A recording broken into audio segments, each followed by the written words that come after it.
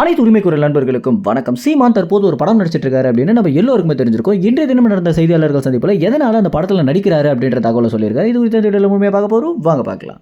Love today, கோமாளி இந்த படத்தை இயக்கி இருக்கக்கூடிய பிரதீப் அவர்களுடைய படத்துல தான் தற்போது சீமான் நடிச்சிட்டு இருக்காரு. இந்த படத்திற்கு எல்ஐசி அப்படின்னு பேர் வச்சிருக்காங்க. இந்த படத்துல கிட்டத்தட்ட 2 வார ஷூட் பாத்தீங்கன்னா நடந்திருக்கு. இதுல சீமானும் நடிச்சிருக்காரு.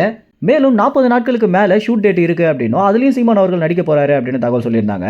இப்படி இருக்க சூழல்ல இன்றைய தினம் நடந்த செய்தியாளர்கள் சந்திப்புல சீமான் அவர்களிடம் ஒரு நெறியாளர் பாத்தீங்கன்னா, நீங்க படம் நடிக்க மாட்டேன் அப்படின்னு சொல்லிட்டு இருந்தீங்களே, எதனால இந்த படத்திற்கு கமிட் ஆனீங்க அப்படின்னு தெரிஞ்சுக்கலாமா கேட்கும்போது சீமான் அவர்கள் சிரித்தபடியே என்ன சொல்லியிருந்தாரு அப்படின்னா, இந்த படத்தை எடுக்கிற பிரதீப் தம்பி இந்த கேரக்டரை நீங்க பண்ணியே ஆகணும் அப்படின்னும், அது மட்டும் இல்லாம நம்ம இருவருக்குமே முகம் ரொம்ப ஒத்து போகுது அப்படின்னும், நீங்க எனக்கு அப்பாவாக நடிச்சீங்க அப்படின்னா அந்த கேரக்டர் ரொம்ப நல்லா இருக்கும் அப்படின்றதையும் தாண்டி அந்த கேரக்டருக்கு நீங்க தான் ரொம்ப சரியான ஆள், நீங்க நடிச்சே ஆகணும் அப்படின்னு ரொம்ப பிடிவாதமாக கேட்டாரு அப்படின்னும், இதனால சீமானால கொஞ்சம் கூட மறுக்கவே முடியல அப்படின்றதுனால தான் இந்த படத்திற்கு கமிட் ஆகியிருக்கேன் அப்படின்னு சீமான் சொல்லியிருக்காரு.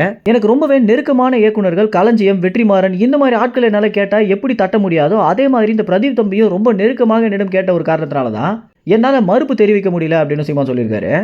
இது குறித்து ஏகப்பட்ட விமர்சனங்கள் இருக்க ஒரு காரணத்தினால தான் இந்த ஒரு தகவலையே சீமான் சொல்லியிருப்பாரு அப்படின்னு எதிர்பார்க்கப்படுது. ஏன்னா சீமான் அவர்கள் படம் நடிக்க மாட்டேன் அப்படின்னு சொல்லிட்டு இருக்கும்போது இப்போ மட்டும் எதனால படம் நடிக்கிறாரு அப்படின்னு ட்விட்டர் முழுக்க பார்த்தீங்கன்னா நிறைய திமுக கைக்கூலிகள் கேள்வி கேட்க ஆரம்பிச்சிருக்காங்க. இதனால தான் பார்த்தீங்கன்னா சீமான் தற்போது பதில் அளிச்சிருக்காரு.